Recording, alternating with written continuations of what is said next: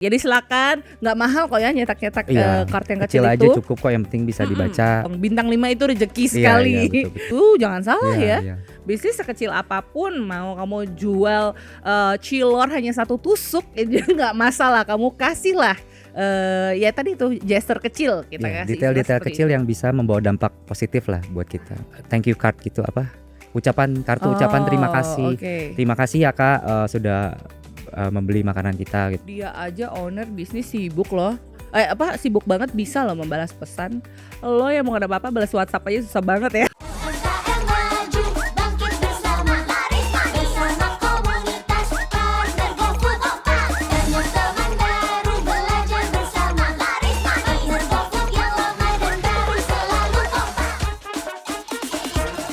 Masih di podcast Ngopi barengan sama aku Soraya Hilmi dan tentu saja masih bersama bintang tamu kita Daniel. Ya, nantinya tentunya penjualan juga akan semakin meningkat. Itu pun berpengaruh ke rating juga ya. Iya betul. Bahkan semakin tricky. Semakin sampai ribuan udah penjualan itu semakin tricky banget ya testimonial yang didapat.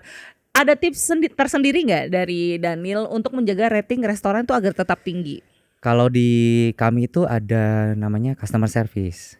Jadi ketika mereka beli makanannya kita, ada menemukan kendala, tertukar lah, terus juga ada yang kurang, ataupun rasanya mungkin kurang konsisten, kurang disukai sama pelanggan gitu ya.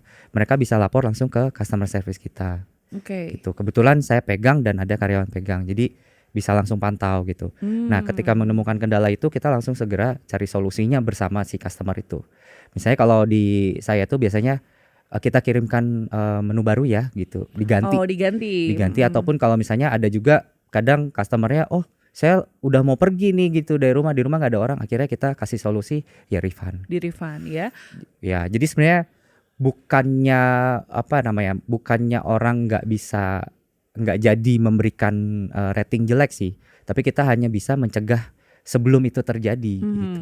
Jadi sudah ditawarkan terlebih dahulu solusinya ya. Solusinya. Berarti itu ada komplain yang masuk dulu nih. Betul. Takutnya tuh kadang ngerinya tuh suka kelolosan. Komplainnya langsung ke review gitu ya, bintang 1. Tanpa dulu komplain kita terlebih dahulu. Kita coba bisa mengurangi kayak gitu. Berarti memang itu ya tidak bisa dihindari secara optimal kalau memang yang sifatnya secara langsung, tapi kita selalu punya backup langkah yang dilakukan di belakang ya. Betul. Seperti yang tadi sebutin oleh Daniel sendiri. Nah, berikutnya tuh cara untuk mendapatkan bintang 5 setelah makanan itu diterima nih sama pemesan. Tipsnya seperti apa?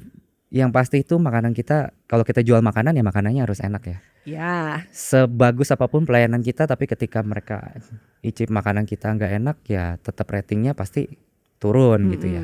Terus pelayanan mungkin kita bisa kasih kayak thank you card gitu, ucapan terima kasih. Terima kasih ya Kak sudah membeli makanan kita gitu, produk kita. Terus juga bisa disertai dengan misalnya voucher diskon. Kalau misalnya Kakak datang, nanti next dapat diskon berapa persen gitu. Pokoknya dikemas secara cantik juga kali ya. Betul. Karena ada yang sering banget bikin Insta story sebelum makan, unbox makanan aku dulu. Jadi kan kalau bentuknya cantik, mereka senang untuk upload. Hal-hal kecil aja itu biasanya yang order Gen Z nih, teman-teman saya ini ya. Mereka senang sekali hal-hal yang sangat-sangat estetik. Itu berpengaruh ya, berpengaruh sekali ternyata. Nah, untuk memastikan orang-orang bisa punya pengalaman yang baik dan memberikan rating di restoran. Saya barusan ngomongnya resting loh. Mungkin aku butuh istirahat.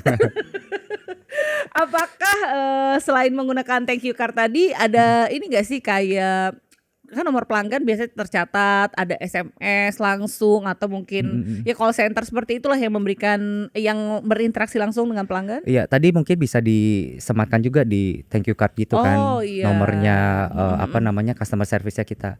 Ada ya apa-apa langsung segera kontak aja gitu. Jadi biar kita bisa cegah kendala yang terjadi yang dia mau kasih bintang 1 karena udah ada solusinya yang menyenangkan. Tapi itu juga pengalaman saya ketika kita memberi solusi, walaupun awalnya kendala ya. Setelah kita kasih solusi dia senang. Akhirnya kasih bintang 5, cerita tuh curhat. Tadinya makanan saya ketuker nih, terus customer service-nya cepat tanggap, diganti makanan baru atau di refund jadi bintang 5. Saya sering sekali tuh sekarang dan saya senang nih ternyata teman-teman dari komunitas partner GoFood juga sudah mulai lebih aware nih sama hal-hal kecil seperti ini. Saya sudah sering sekali kalau udah pesan makanan GoFood tuh selalu dapat greeting card kecil yang kalau kakak ada kendala dalam pesanan jangan ragu. Jadi bahasa mereka lebih santuy lah istilahnya ya, tidak terlalu baku juga. Ada yang kasih pantun-pantun. Iya, ada kasih pantun kalau enak, kasih tahu teman atau seperti apa. Dan kita jadi baca itu kan tergelitik kecil ya, iya. gitu. Kalau tergelitik besar kan mau ngoceh nggak jadi gitu. Aku kan anaknya sambat selalu kan. Iya. Jadi pas itu aku tidak jadi marah, tapi aku senang karena mereka sudah mulai aware tadi itu yang paling penting. Ketika teman-teman komunitas partner GoFood sudah mulai aware hal-hal kecil yang bisa dilakukan, namun ternyata bisa mencegah tadi itu ya, dan malah mendatangkan ya jatuhnya rezeki dong. Bintang 5 itu rezeki sekali. Betul. Dan tentunya mencegah terjadinya rating jelek. Jadi silakan, nggak mahal kok ya nyetak-nyetak kartu yang kecil aja itu. Cukup kok, yang penting bisa dibaca. Mulai dari sekarang, bisnis aku kecil aku cuma jualan ini aja, nggak perlu lah bikin kartu gitu. Jangan salah ya. Bisnis sekecil apapun, mau kamu jual cilor hanya 1 tusuk itu nggak masalah, kamu kasihlah ya tadi itu gesture kecil kita kasih. Detail-detail kecil yang bisa membawa dampak positif lah buat kita. Nah itu dia tadi. Ini teman-teman, aku senang banget nih teman-teman sampai sejauh ini dapat ilmu yang luar biasa banget dari seorang Daniel. Tapi Daniel, di dunia ini ada aja manusia yang sambat tadi itu ya. Ketika akhirnya berpapasan langsung, kejadianlah ini ya dengan mereka yang memberikan komen negatif ataupun rating negatif, apa yang bisa dilakukan? Iya, pertama sih elus dada dulu ya. Gitu. Kalau gitu dulu ya. awal itu stres ya, kadang nggak bisa tidur, kepikiran kok gini ya gitu.